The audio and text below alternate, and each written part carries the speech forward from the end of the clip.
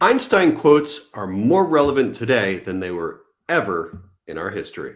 Have you ever thought of how you can use Einstein quotes to create a more thriving organization, or how you could thrive in an age of disruption? We're joined today with Jason Burnham, founder and CEO of Culture Design. Hey, Jason. Hey, Dan, how are you? Thanks for having me. Good. You're welcome. Glad to have you here. And Frank Wander, CEO and founder of PeopleProductive. Hey, Frank. Hey, glad to be here.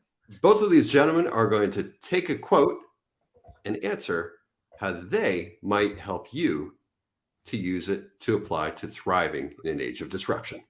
Not everything that counts can be measured, yet not everything that can be measured counts.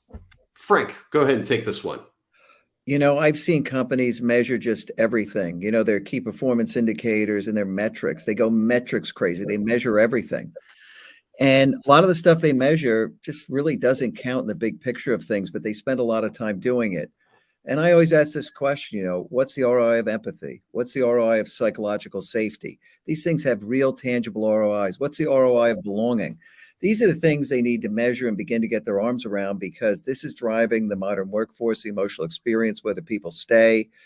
So, what's the ROI of a hug, in your life?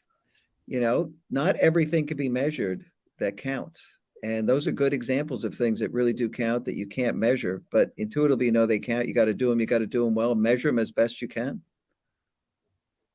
Great points. Jason? Yeah, and just building on that, I think some of the challenges that I think a lot of organizations are up against.